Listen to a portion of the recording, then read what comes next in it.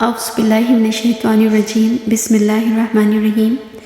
اللہ رب العزت نے قرآن پاک میں فرمایا، خیرکم من تعلم القرآن وعلمہ، شہر رمضان الذی انزل فیہ القرآن ھدی للناس وبینات من الھدی والفرقان۔ رمضان وہ مہینہ ہے کہ جس میں قرآن نازل کیا گیا، جو انسانوں کے لیے سراسر ہدایت ہے اور ایسی واضح ہدایات پر مشتمل ہے جو راہ راست دکھانے والی اور حق و باطل کا فرق کھول کر رکھ دینے والی ہے۔ قرآن کا مطلب کیا ہے؟ مفسرین نے قرآن کے 3 معنی بتائے ہیں۔ قرآن کا روٹ ورڈ قاف را نون ہے، جس کا مطلب ہے ملانا۔ جس طرح قرآن کی تمام آیات آپس میں ملی ہوئی ہیں، بالکل اسی طرح قرآن کے تمام رکوعات، صورتیں اور اجزاء آپس میں مربوط ہیں۔ اگر قاف را حمزہ اس کا روٹ ورڈ کیا جائے تو قاف را حمزہ یعنی قرہ کا مطلب ہے جمع کرنا، یعنی قرآن وہ کتاب ہے کہ جس میں اللہ کے تمام احکامات کو جمع کر کے حلال، حرام، جائز، ناجائز، نیکی، بدی، اچھائی، برائی، جنت، جہنم اور اللہ کی رضا اور اس کی ناراضگی کے تصورات کو واضح کر کے رکھ دیا گیا ہے۔ اور قاف را حمزہ کا ایک مطلب اس نے پڑھا، یعنی قرآن روئے زمین پر سب سے زیادہ اور بار بار پڑھی جانے والی کتاب ہے۔ کسی عام کتاب کو 1 سے 2 مرتبہ پڑھ لینے کے بعد دوبارہ پڑھنے کو دل نہیں چاہتا، مگر یہ اس قرآن حکیم کا اعجاز ہے کہ یہ کلام بار بار پڑھنے کے باوجود پرانا نہیں ہوتا، اور پڑھنے والا ہے کہ بار بار پڑھتا ہی چلا جاتا ہے مگر اس کا دل ہی نہیں بھرتا۔ اللہ سبحانہ وتعالیٰ نے قرآن کی فضیلت کے حوالے سے سورہ یونس کی آیت نمبر 58 اور 57 میں فرمایا، یا ایھا الناس قد جاءتکم موعظۃ من ربکم وشفاء لما فی الصدور وہدی ورحمۃ للمؤمنین قل بفضل اللہ وبرحمتہ فبذلک فلیفرحوا وہو خیر مما یجمعون۔ اے لوگو، تمہارے پاس اللہ کی طرف سے نصیحت آ گئی ہے، یہ وہ چیز ہے کہ جو دلوں کے امراض کی شفا ہے، جو اسے قبول کرے اس کے لیے رہنمائی اور رحمت ہے۔ اے نبی صلی اللہ علیہ وآلہ وسلم کہہ دیجئے کہ یہ اللہ کا فضل اور اس کی مہربانی ہے کہ یہ چیز اس نے بھیجی ہے، بس اس پر تو لوگوں کو خوشی منانی چاہیے، کیونکہ یہ ان سب چیزوں سے بہتر ہے جنہیں لوگ سمیٹ رہے ہیں۔ نبی مہربان صلی اللہ علیہ وآلہ وسلم نے واضح طور پر فرما دیا تھا کہ میں اپنے پیچھے تمہارے لیے 2 چیزیں چھوڑے جا رہا ہوں، کتاب اللہ و سنتی، اللہ کی کتاب اور اپنی سنت۔ اور پھر فرمایا، ابشروا، خوش ہو جاؤ اس بات پر کہ اس قرآن کا ایک سرا اللہ کے ہاتھ میں ہے اور دوسرا تمہارے ہاتھ میں۔ آپ نے تاکید فرمائی، تمسکوا بہا، اس کو چھوڑنا نہیں، اور پھر مزید تاکید فرمائی، وعضوا علیہا بنواجذ، اور میرے صحابہ کے طریقے کو جبڑوں سے مضبوطی سے پکڑ لینا، کیونکہ اس کے بعد نہ تم ہلاک ہوگے، نہ برباد ہوگے اور نہ ہی گمراہ ہوگے۔ اللہ نے بھی قرآن میں تاکید فرما دی، وَاعْتَصِمُوا بِحَبْلِ اللَّهِ جَمِيعًا وَلَا تَفَرَّقُوا، اور اللہ کی رسی کو مضبوطی سے تھامے رکھو اور تفرقے میں نہ پڑو۔ اللہ سبحانہ وتعالیٰ نے یہ قرآن نبی کریم صلی اللہ علیہ وآلہ وسلم کے قلب اطہر پر نازل فرمایا، اور یہ وہ قرآن ہے جو پوری زندگی کی رہنمائی اور حکمت سے لبریز ہے۔ اب چونکہ یہ ہدایت نامہ نازل ہوا ہے محمد صلی اللہ علیہ وآلہ وسلم کے قلب اطہر پر، اور یہ تو نازل فرمانے والا رب رحمان ہی جانتا ہے نا کہ اس نے محمد صلی اللہ علیہ وسلم کے قلب پر کیا نازل کیا، کیونکہ وہی تو ہے جو علیم بذات صدور ہے، دلوں کے بھید جانتا ہے۔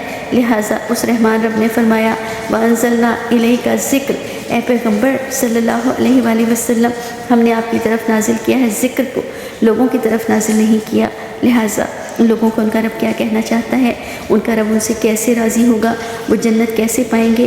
اے نبی صلی اللہ علیہ وآلہ وسلم، یہ اب آپ نے سمجھانا ہے انہیں۔ اللہ سبحانہ تعالیٰ فرماتے ہیں، لَقَدْ أَنزَلْنَا إِلَيْكُمْ كِتَابًا فِي ذِكْرِكُمْ أَفَلَا تَعْقِلُونَ۔ لوگو، ہم نے تمہاری طرف ایسی کتاب بھیجی ہے جس میں تمہارا ہی تو ذکر ہے کہ تم سمجھتے نہیں ہو، یعنی یہ وہ کتاب الہی ہے کہ جس میں حقیقتاً ہمارا ہی ذکر ہے۔ یہ وہ کتاب ہے کہ جو ہماری نفسیاتی الجھنوں، ہماری ذہنی پریشانیوں، ہماری کنفیوژنز اور ہماری روزمرہ کی معاشرتی، سیاسی، سماجی، اقتصادی اور ہر طرح کی مشکلات کا حل پیش کرتی ہے۔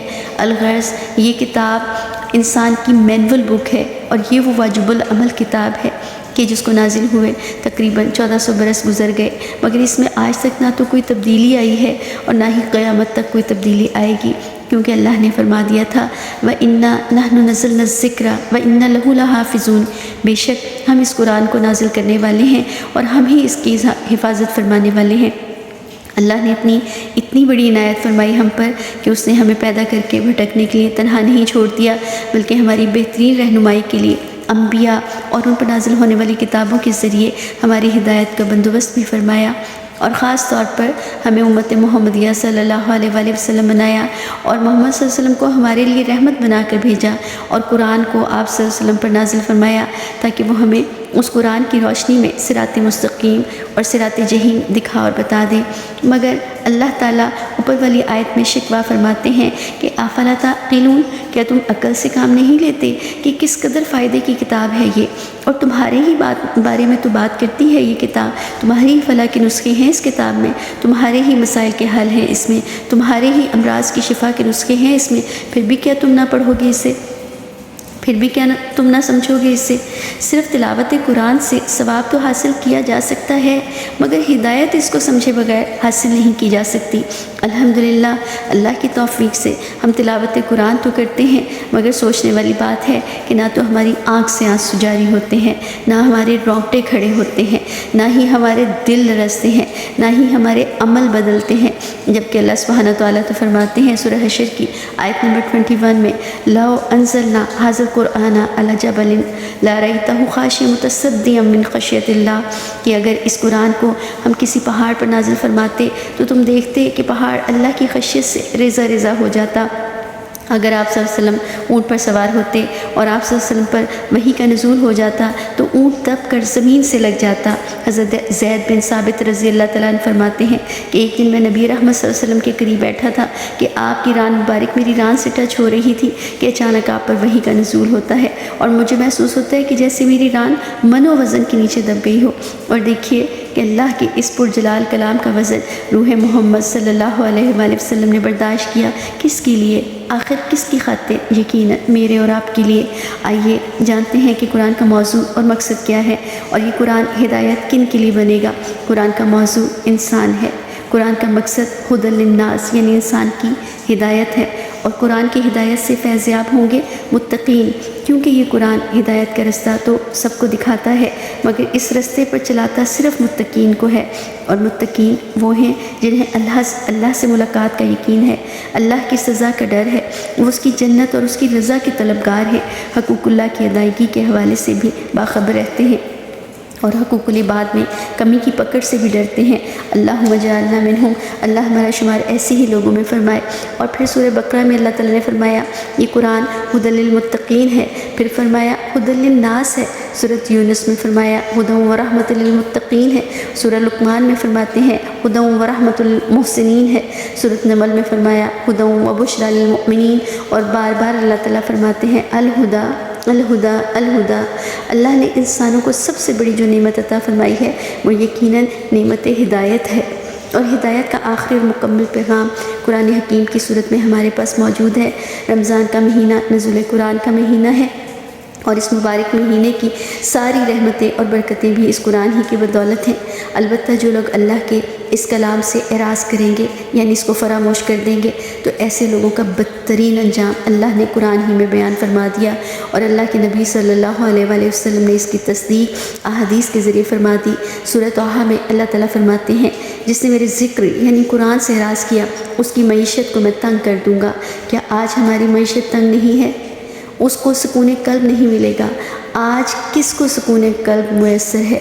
مال کی کثرت تو ہوگی مگر دل کا سکون نہیں۔ آج ضروریات زندگی سے کہیں بڑھ کر آسائشات زندگی ہیں، میسر ہیں ہمیں، مگر نہیں کوئی چیز میسر تو وہ قلب کا سکون میسر نہیں۔ یقیناً دلوں کا اطمینان دولت کے انبار اور آسائشات زندگی کی بدولت نہیں بلکہ اللہ کی یاد سے ہے، اور اللہ کی یاد کی بہترین شکل اللہ کا قرآن ہے۔